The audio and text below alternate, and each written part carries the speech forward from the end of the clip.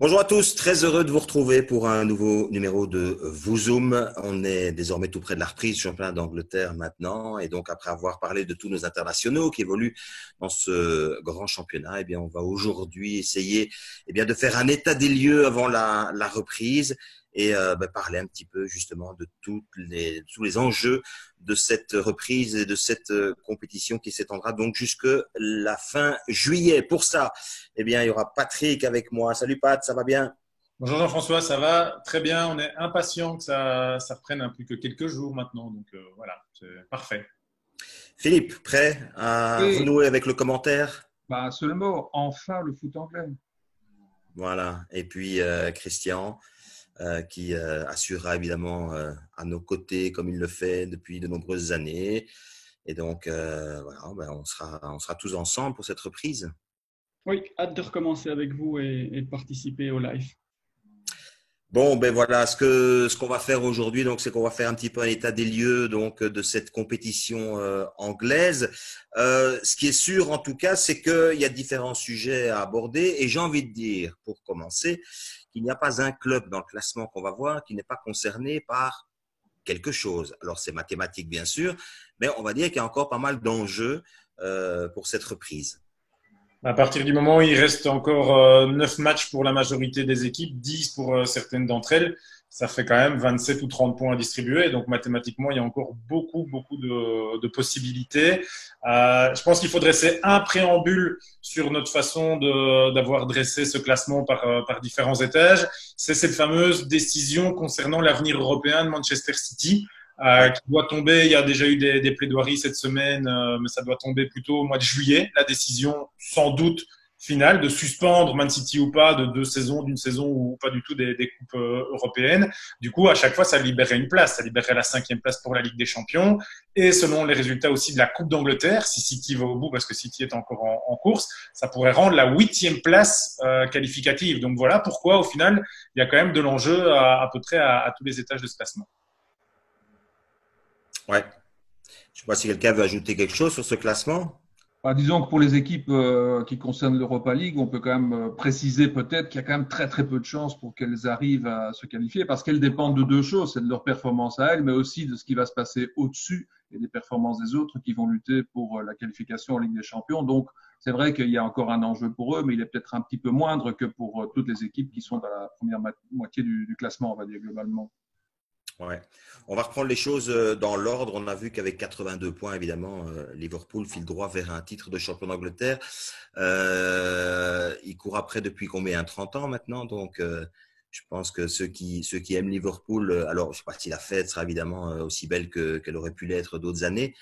Jürgen Klopp a d'ailleurs, je pense, dit qu'il faudrait peut-être penser à faire la fête la saison prochaine, parce que c'est pour ça. Il a en tête peut-être un doublé, peut-être réitérer une nouvelle belle saison. Il a dit qu'il y aurait parade, quoi qu'il arrive, dès que les gens peuvent se rassembler, il y aurait parade, même si ça tombe à la 15e journée la saison prochaine. Il fêterait, s'ils sont champions, parce qu'il a quand même encore mis cette condition-là, évidemment, il fêterait ça comme il se doit. Tant pis si ça doit perturber leur saison prochaine. Donc, il veut le fêter, on peut le comprendre. Ouais. Bon, on voit évidemment, Liverpool a survolé cette saison de Premier League. Je pense que c'est une évidence. Ils sont pas encore sacrés champions, mathématiquement en tout cas, mais ils sont d'ores et déjà, j'ai envie de dire, les champions du jeu rapide, ce qui est, à mon sens, l'expression d'une vraie philosophie, celle d'un entraîneur qui a su, je dirais, inculquer à son groupe une efficacité redoutable dans ce domaine-là. Oui, C'est Jean. la marque de fabrique de Klopp. Hein. Excuse-moi, Christian, de Ok. vouloir un pressing intense dès le début de la rencontre et pendant toute la rencontre surtout. Et c'est donc assez logique de voir que c'est dans le jeu dominant rapide et dans le jeu direct. À partir du moment où on récupère un ballon, c'est dans ces aspects-là qu'on va être efficace. Et là, ils ont eu la qualité très clairement cette saison d'être très efficaces dans ce secteur-là, ce qui était la condition finalement de la réussite du système Klopp. Et je pense qu'ils ont démontré que quand on était efficace devant, un système pareil, c'est quasiment imbattable. Oui, je confirme ce que dit Philippe. Hein. Ils ont compris, le système que Jürgen Klopp a compris en fait qu'être dominant, c'est très important, mais quand on joue le haut du classement, on est toujours attendu de manière plus prévoyante. Et donc, il faut pouvoir surprendre dans la vitesse. Et donc, ils sont un peu moins performants sur le jeu dominant placé que les deux autres. Ça, on l'a vu quand on a étudié le système de Leicester et on l'a comparé avec Manchester City. Mais par contre, dans le jeu dominant rapide et direct, dans l'ensemble de ces deux catégories tactiques, ils ont 25 buts et là, c'est exceptionnel. Il y a l'idée d'être devant un bloc qui est renforcé. Il y a l'idée d'être devant un adversaire qui vous attend. Mais malgré tout, on parvient à augmenter le rythme et 19 buts en face à face et 21 buts dans le passage par l'axe de plein jeu. C'est évidemment des performances extraordinaires et ça reflète complètement le succès de la saison. C'est aussi la meilleure équipe de Première Ligue en termes d'efficacité dans le premier quart d'heure. Voilà, cette espèce de façon de prendre à la gorge l'adversaire, mais c'est aussi la deuxième qui marque le plus dans le dernier quart d'heure. Donc, il y a aussi cette condition physique extraordinaire, cet esprit de ne rien lâcher. La force mentale. Hein. Dans le temps additionnel aussi, en début de saison, quand ils ont réussi ce départ parfait, parfois en forçant des pénaltys en toute fin de match, en ayant un peu de réussite en toute fin de match, mais ça se force. Donc voilà, il y a cet aspect mental on est agressif dès le début, et si ça ne marche pas, on arrive à garder, on ne se décourage pas et on y va jusqu'à la fin. C'est impressionnant. Christian, juste revenir sur une chose, parce que voilà, tu nous dis c'est exceptionnel, je veux bien le croire sur parole, mais à quel point c'est exceptionnel si justement on a vu des chiffres. D'abord peut-être un détail, quelle est la différence entre les deux types d'attaques rapides dont tu parlais justement, pour avoir bien en tête ce qu'est le jeu de Jürgen Klopp. Dans le jeu dominant rapide, comme son nom l'indique, on est dominant et donc on a la possession de la balle. Okay. Par contre, si on peut construire de manière posée, on peut passer par les flancs, donner un centre, c'est un dominant placé. Quand c'est un dominant rapide, ça veut dire que le bloc équipe en face ne te donne pas la possibilité de pouvoir construire posément. Et donc, par une action individuelle, par une action collective, il faut pouvoir changer le rythme. Et là, ils ont une capacité à perturber l'adversaire dans leurs propres 40 derniers mètres. Et ça, c'est vraiment exceptionnel. D'accord. OK. Oui, je voulais ajouter aussi que les buts marqués par passage dans l'axe sont la conséquence aussi de l'efficacité des deux flancs, à savoir Robertson et Alexander Arnold, ce qui était déjà une des caractéristiques du Liverpool de l'an dernier, qui avait été face à un Manchester City trop fort sans doute pour vraiment parvenir à concrétiser cette domination sur les flancs, mais ils l'ont montré encore cette année et ça c'est quand même une des caractéristiques du jeu aussi de Liverpool. Ils ont 6 points à prendre pour être champion. Le premier match, là, ce sera un derby de la Mersey contre Everton, qui est une des pires équipes de Première Ligue en défense contre le jeu dominant rapide. Ils ont pris 11 buts encaissés dans ce secteur-là. Donc, on va dire que c'est peut-être, même si c'est un derby, de toute façon, qui jouera dans une ambiance très particulière, c'est peut-être ce qui convient mieux à Liverpool pour lancer sa course vers le titre. Il y a plein d'autres facteurs qui rentreront en jeu. Mais si on s'en tient à cette théorie-là, ça peut être une bonne nouvelle pour les Reds. Voilà. L'idée était évidemment de pointer peut-être par catégorie qu'on va aborder ou par suspense qu'on va aborder. On ne va pas parler chaque fois de tout, mais ici, en tout cas, ce qui est vraiment une force et c'est étonnant avec Liverpool, c'est ce jeu rapide sur lequel on voulait évidemment mettre l'accent. On peut appeler ça la transition aussi, la rapidité de la transition, Christian? Tout à fait, puisqu'en plus de ça, ils sont très, très performants défensivement. Donc, ça veut dire que quand ils passent de la perte à la possession, ça va à une vitesse exceptionnelle. Et donc, il y a beaucoup de surprises. Et comme les trois attaquants qui sont devant sont très performants dans tous ces domaines-là, ça se concrétise par des résultats de très haut niveau. C'est le heavy metal football de Jürgen Klopp. Hein. Exactement. Ouais. Il faut quand même se souvenir que déjà l'année dernière, c'était le cas. Il y avait devant eux une équipe encore plus forte qui était Manchester City, raison pour laquelle ils ont dû attendre encore une année, ce sera celle-ci sans doute, pour décrocher ce fameux titre de champion d'Angleterre. Derrière les Reds, il y aura une lutte à deux pour la deuxième place, c'est-à-dire celle de Dauphin. Alors c'est plus du prestige bien évidemment, mais il y a aussi une qualification pour la Ligue des Champions évidemment à la clé. On parle d'un duel entre City et Leicester. Alors pour l'instant, Manchester City a 4 points d'avance, mais ça peut passer à 7 points éventuellement, puisqu'ils vont jouer un match en retard ici ce mercredi. Une attaque un petit peu plus efficace pour Manchester City. Par contre, une défense qui semble un peu plus stable pour Leicester. Est-ce que ça pourrait être la clé de ce duel de fin de saison entre les deux? C'est justement la performance défensive ou est-ce qu'on va rester sur les qualités de City, c'est-à-dire le jeu offensif uniquement? Concernant le jeu offensif de City, il n'y a plus de surprise maintenant. On sait exactement quelle est la philosophie de Guardiola et on sait que c'est tourné vers l'offensive, vers l'offensive, vers l'offensive. Et donc, on sait qu'il y a ce souhait de dominer le jeu, d'avoir le ballon. Par contre, que ce qu'on voit avec Leicester, c'est que Leicester est un peu moins important au niveau du jeu dominant, mais ils sont très très forts sur les reconversions rapides. Et donc tout ça s'équilibre un peu dans cette course à la deuxième place au niveau offensif.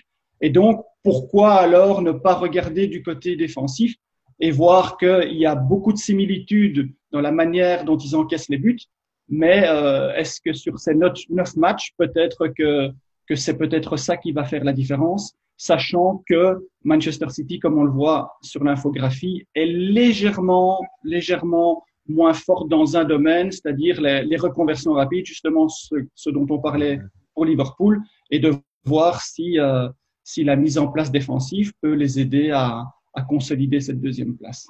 Il y aura un homme clé, peut-être c'est Aymeric Laporte, qui a été blessé tout au début de la saison. Qui a raté un paquet de matchs, qui est revenu en janvier, là qui s'est fait une blessure musculaire. Là, normalement, il devrait être fit. Il a joué 7 matchs en tout de championnat pour City cette saison, 5 clean sheets. Ça peut aider quand même dans un sprint final de retrouver un vrai défenseur central. On sait bien que Guardiola a fait un peu de bricolage, donc le retour de Laporte, ce sera capital. Moi, je dirais quand même que l'avantage est à City, d'abord parce qu'ils ont ces 4 points d'avance. Ce match de retard aussi, ils pourraient passer à 7. Ça va être compliqué quand même s'ils prennent 7 points d'avance d'aller les chercher. Puis on aurait pu dire au cours de la saison que Leicester, ayant une équipe un peu moins complète, un peu moins de possibilités de changement avec la fatigue de la saison, ça aurait pu jouer. Ici, ce sera moins le cas. Mais il y a un autre facteur qui va jouer, c'est le fait qu'ils vont pouvoir avoir 5 remplaçants.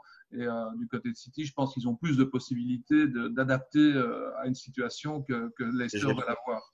C'est juste un facteur qui va jouer aussi, je pense. Oui, c'est un paramètre très important, celui-là. Ouais. Mais Philippe, tu es d'accord quand même que l'instabilité ou l'impression d'instabilité défensive cette année a été quand même chronique dans tous les matchs qu'on a pu faire. C'est très clair. Chez City, c'est le plus frappant, je pense, dès le début de la saison. C'est ce qui nous a frappé quand on regardait les matchs et quand on les commentait, c'est de voir qu'ils prenaient des buts de manière assez inhabituelle et en nombre assez inhabituel surtout. Ouais. Et je comparais ça au budget de Manchester City, qui est le plus grand budget de Première Ligue. Et je me disais que voilà, c'est pas l'argent dans ce cas-ci ne fait pas toujours le bonheur. La blessure de Laporte, évidemment, a été très préjudiciable. Souvenez-vous, au début de saison, on s'est dit mais comment se fait-il qu'une équipe comme Manchester City n'ait pas d'autre solution en défense centrale, puisqu'ils ont dû jouer un moment avec Fernandinho en défenseur central aussi. Oui. Avec cette richesse, ils n'ont pas de joueurs capables ni de sortir des jeunes, ni de venir du groupe. Personne n'a été recruté en suffisance, en fait, pour combler ces blessures. Il y a une obsession aussi qui est le jeu offensif. Et donc, à certains moments, ils pensent qu'ils peuvent combler tout avec la dominance offensive. Mais à la fin, quand l'adversaire commence à comprendre ton système de jeu, si tu ne parviens pas à être performant défensif, voilà, ici, ça ne se joue pas à 2 points ou à 1 point comme la saison passée. Ça se joue à une marge entre le premier et le deuxième, qui est la conséquence d'un déséquilibre défensif. Alors, derrière ces deux équipes-là, qui théoriquement devraient se qualifier pour la Ligue des Champions, même si mathématiquement, il y a encore du danger peut-être pour Leicester principalement. Il y a derrière encore une place à prendre en Ligue des Champions. Il y a 6 candidats qui peuvent se bagarrer pour cette dernière place en Ligue des Champions. J'ai envie de dire que c'est important d'y être en Ligue des Champions pour 2 raisons. L'aspect économique, on en a déjà parlé régulièrement, mais au-delà de l'aspect économique, j'ai envie de dire qu'il y a aussi une affaire de prestige là derrière, parce que les clubs qui sont candidats à la Ligue des Champions cette année et ceux qui resteront sur le carreau, il y a quelques grands noms du championnat d'Angleterre quand même. Dès qu'il y a un invité surprise comme Leicester qui prend une place, ça veut dire qu'il y a déjà un grand nom en plus qui se retrouve en difficulté, parce que voilà, Arsenal a raté la Ligue des Champions ces dernières années, Chelsea, Man United, Tottenham. Voilà, ça c'était le Big Six habituel, et maintenant on peut même rajouter des surprises comme Sheffield United. Ça c'est la grosse surprise. Bon, on s'attarde sur ce tableau parce qu'en fait, ici, on voit que chaque équipe, en fait, et c'est l'exercice auquel on s'est prêté tous ensemble, c'est d'essayer de mettre quels étaient les atouts à faire valoir, à la fois offensifs et défensifs, pour ces 6 candidats à la Ligue des Champions. Oui, alors pour Arsenal, de manière offensive, on avait parlé, on avait observé les 8 corners marqués qui sont la meilleure performance. Et la Pat, tu as peut-être une petite précision par rapport à ça? Ben, le problème, c'est que une grande majorité de ces corners marqués, c'était avec Emery et depuis Arteta, disciple de Guardiola qui ne met pas forcément les phases arrêtées en avant, en tout cas, surtout pas au début de son travail. Ben, ça s'est complètement fané, cette efficacité sur corner. Donc, si les Gunners veulent retrouver un avantage sur les autres dans cette course qui s'annonce quand même très serrée et ils sont pas en avance parce que ça c'est l'ordre alphabétique, c'est pas l'ordre du classement. Ils doivent retrouver cette efficacité sur les corners. Oui, en préparant l'émission, on s'est rendu compte aussi qu'on n'a pas su trouver d'autres forces offensives du côté d'Arsenal, ce qui n'est pas le cas chez les autres. Et c'est probablement dans ces 6-là l'équipe qui est la moins potentiellement qualifiée pour cette Ligue des Champions en fin de saison. Alors, les corners sont un aspect intéressant pour Arsenal, avec évidemment le petit bémol que Patrick vient de mettre maintenant. Pour Chelsea, on a un point offensif aussi important, peut-être à expliquer un petit peu aussi, cette origine lointaine des buts. Oui, là aussi, ils utilisent très bien la transition, même quand ils sont en possession de balle et qui décident de vouloir se présenter dans le camp de l'adversaire, ils parviennent malgré tout avec des passes tranchantes. Et on l'avait vu justement dans l'analyse de Batshuayi que Abraham recevait des ballons profonds qui venaient des alentours du rond central. Et donc, ils ont marqué 10 buts comme ça cette saison. Et donc, ça, c'est une arme qu'on pourra observer dans les matchs qui restent et voir s'ils sont aussi efficaces ou si l'adversaire les a bien étudiés et pourra les contrer dans ce domaine-là. Et à contrario, au niveau défensif, ils sont très forts aussi à contrario, donc de la même manière dans l'aspect défensif, ils sont aussi très forts pour contrer le jeu rapide de l'adversaire. Okay. Ils sont à la fois bons dans la transition et à la fois ils parviennent à contrer cette force chez l'adversaire. Juste un petit mot sur Abraham qui était blessé juste avant l'arrêt de la compétition. Fatigué aussi, gêné par des douleurs à la cheville. Là, lui aussi, il sera à 100%. Donc, Chelsea va retrouver un… Voilà. Après, il y a eu la pause. On verra dans quel état exactement reviennent les joueurs. Mais au niveau des pépins de blessures, Abraham sera à 100%. Ok. Pour Manchester United, on est sur le plan offensif avec les reconversions rapides qui sont un point fort. Et puis, la gestion des centres de l'adversaire sont un point fort de l'aspect défensif de cette équipe. Oui, c'est exact, Jean-François. Il ne laisse pas pénétrer l'adversaire par les flancs et il ne donne pas l'utilisation des centres, donc ce qui est une grande force. Par contre, dans le jeu offensif, c'est un peu étonnant de voir Manchester dans ce domaine-là, mais ils ont compris qu'avec les difficultés de pouvoir s'imposer comme ils pouvaient le faire dans les saisons de gloire, ils sont obligés d'utiliser cette force que tout le monde utilise aujourd'hui, c'est de se projeter rapidement vers l'avant. Il y a quand même le retour de Pogba qui risque de poser un problème en fait à ce niveau-là, moi je pense, parce que autant ils ont bien géré la transition avec Bruno Fernandes qui joue vite vers l'avant, etc. Pogba, il aime bien un petit peu mettre le pied sur le ballon, regarder, soigner sa longue transversale plutôt en diagonale que vraiment dans l'axe. Donc si Solskjaer fait jouer Pogba parce que c'est un joueur énorme, ce point fort-là, il pourrait diminuer. Ou être complémentaire. Oui, c'est à voir. C'est une curiosité en effet. Oui. Ça reste néanmoins Chelsea et Manchester United, d'une part, de par leur classement, les deux équipes qui sont favorites, à mon avis, pour la qualification en Ligue des Champions, et d'autre part, sur ce qu'ils ont montré malgré tout au cours de la saison. Ça n'a pas été simple pour eux. Ils sont toujours Chelsea en reconstruction, oui, parce qu'il y a quand même Eden Hazard qui est parti. Manchester, on le sait, c'est depuis des années chaque fois compliqué, mais ça va un peu mieux malgré tout sur ce qu'ils ont montré. Et je pense qu'ils sont les favoris pour cette qualification en Ligue des Champions en fin de saison. Alors, il y a une surprise là, qui vient se glisser quand même, c'est de retrouver le nom de Sheffield parmi ces candidats à la Ligue des Champions, avec 2 points forts essentiellement sur le plan offensif, le passage par les flancs, et puis visiblement le dernier quart d'heure, qui a d'ailleurs à peu près la même qualité que Tottenham. C'est une équipe qui a, je dirais, une force morale assez incroyable. Oui, avec des moyens différents, évidemment, quand on est promu. Il faut absolument avoir une mise en place défensive impeccable. Et ça, on a pu le voir. Ils sont très, très bien au niveau défensif. Je crois qu'ils n'ont encaissé que 13 buts dans la première heure de jeu. C'est un de plus seulement que Liverpool. Et ils ont 3 buts encaissés dans le dernier quart d'heure, ce qui fait de cette équipe la meilleure de la ligue.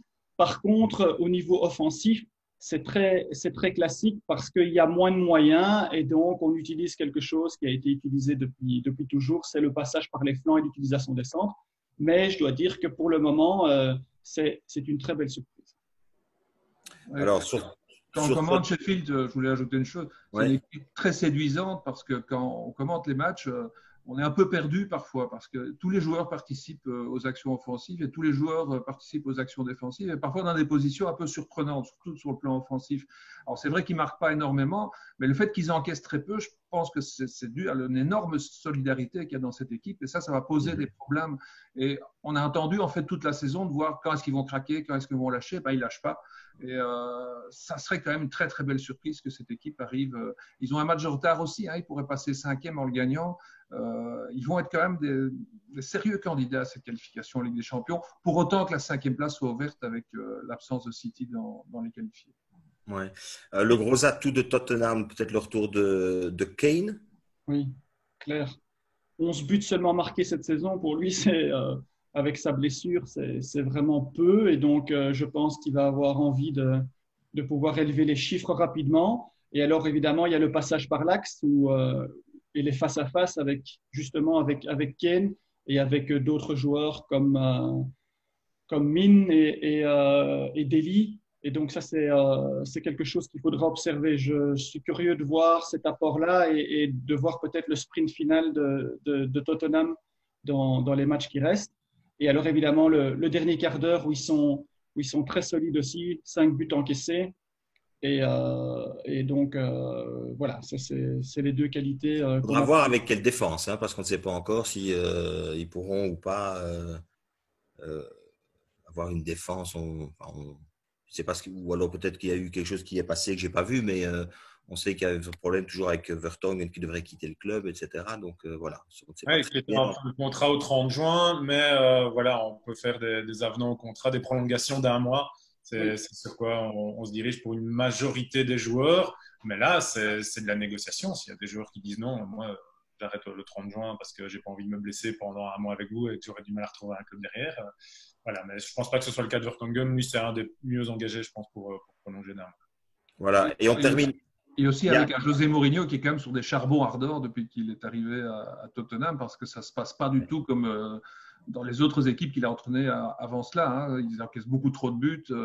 Tottenham me paraît l'équipe la moins capable avec Arsenal d'aller chercher une qualification en Ligue des Champions cette saison. Et puis il y a Wolverhampton. Alors c'est aussi peut-être une surprise de les retrouver là. En tout cas, maintenant, ce sont des équipes plutôt régulières.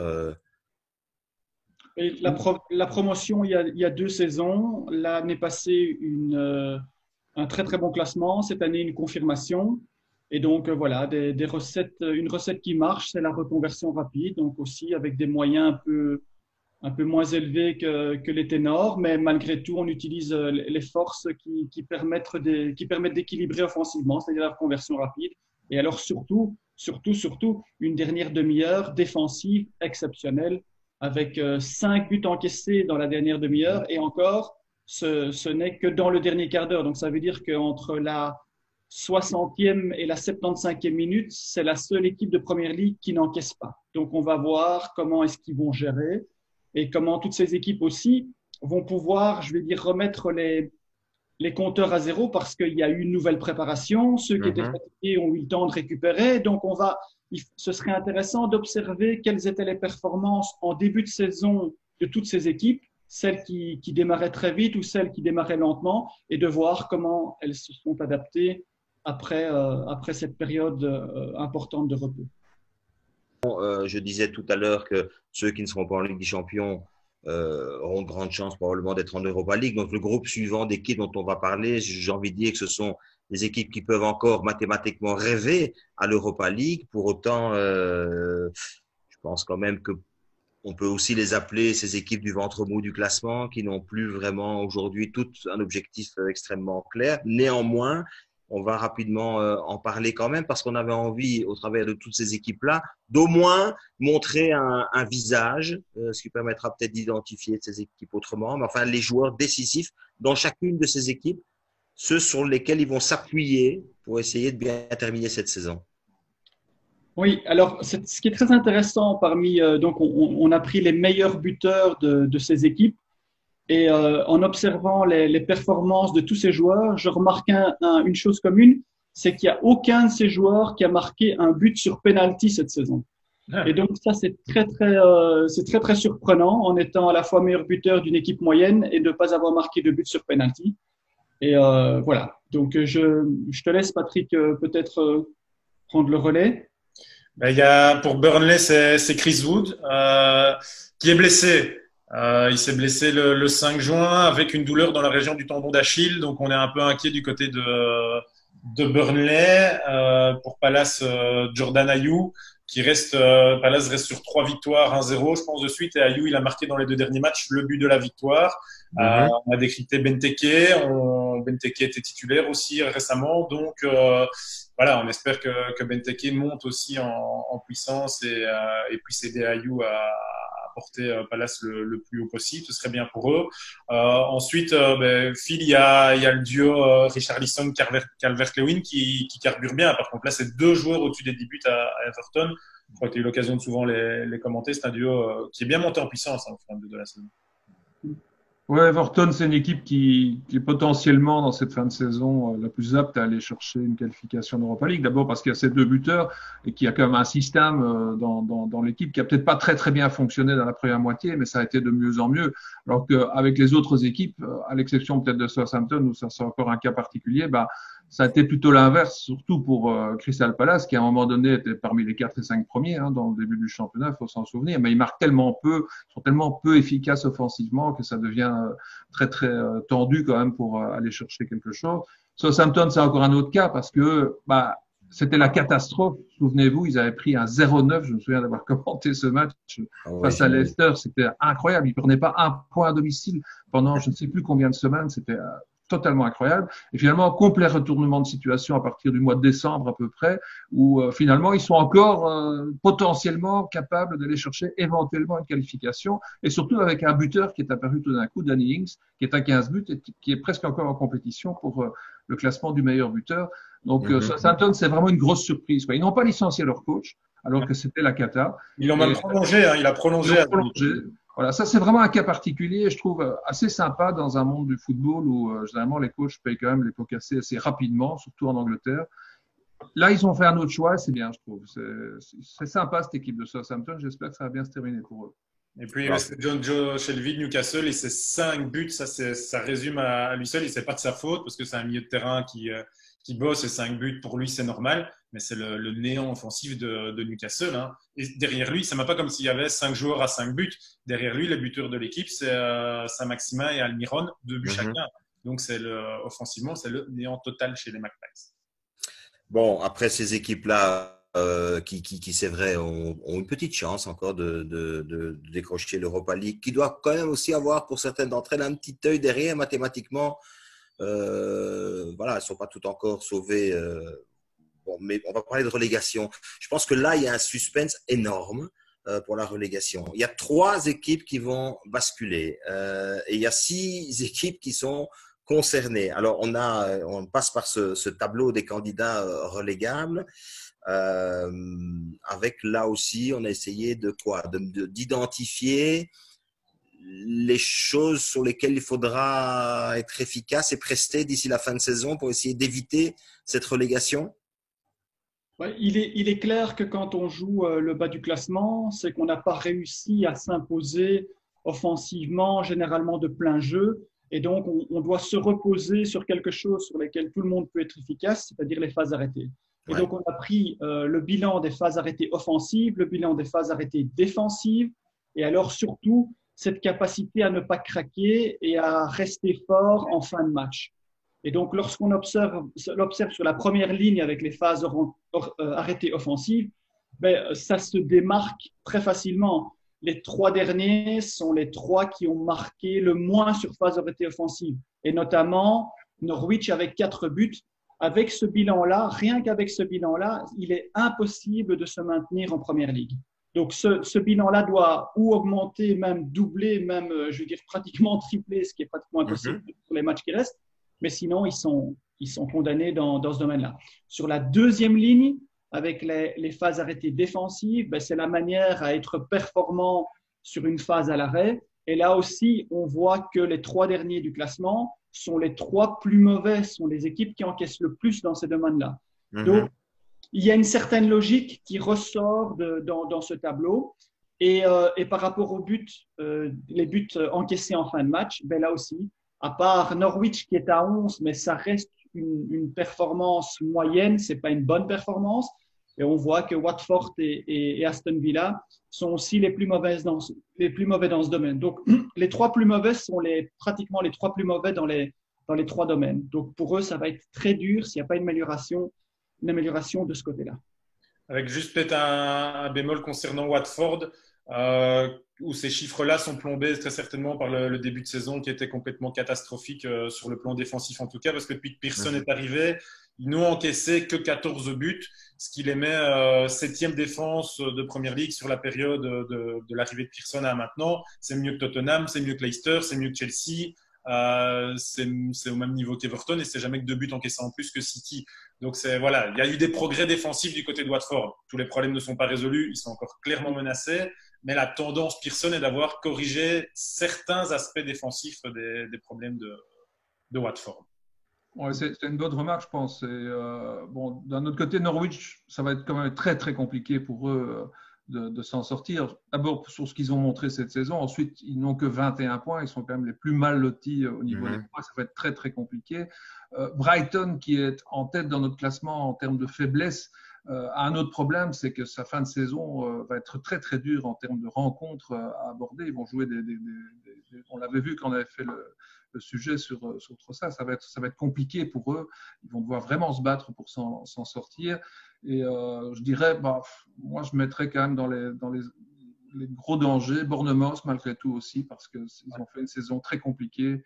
Et même si dans les chiffres, hein, c'est vrai que ça paraît tout à fait cohérent, je crois que Watford, West Ham et Aston Villa ont plus de chances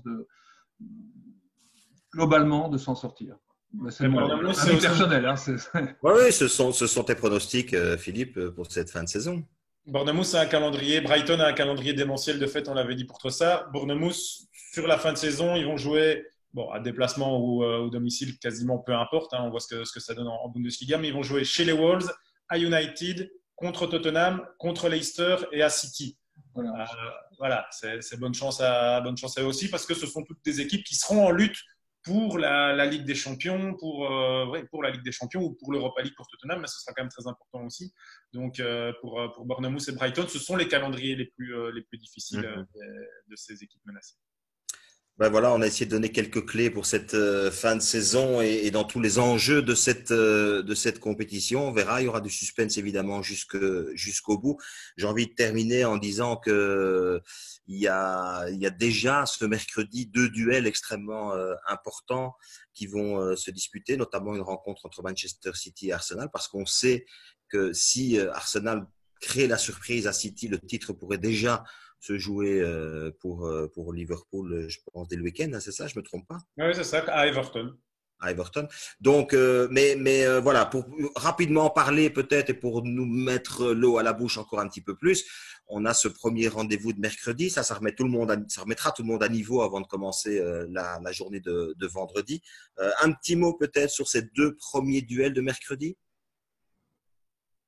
Mais comme tu l'as dit, ça va remettre à niveau, mais ce sont des équipes concernées justement parce que City, ça peut les remettre à niveau, pas pour le titre, mais pour la deuxième place, on y verra plus clair et peut-être indirectement.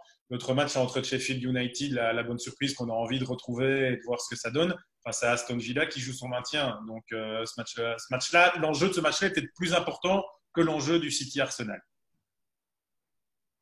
Ouais. Ouais, ça peut aussi être un très mauvais match pour Arsenal. Moi, je l'ai pointé comme étant les moins susceptibles d'aller se qualifier en Ligue des Champions. S'ils perdent contre City, ça va encore être évidemment plus compliqué.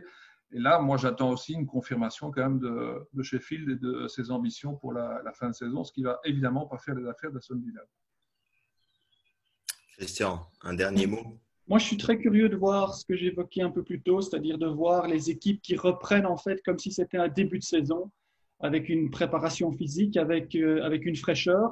Et donc, est-ce que les paramètres, est-ce que ça va être un championnat dont les préparateurs physiques se sont dit, ça va se jouer sur 9 matchs, et donc il faut les préparer pour 9 matchs intenses, et sans se projeter en disant qu'ils vont devoir jouer 7 matchs ou 8 matchs au mois de décembre et au mois de janvier. Et donc, je voudrais voir comment les petites équipes qui seront bien préparées physiquement vont pouvoir répondre contre celles qui ont plus de moyens. Ça va être très intéressant.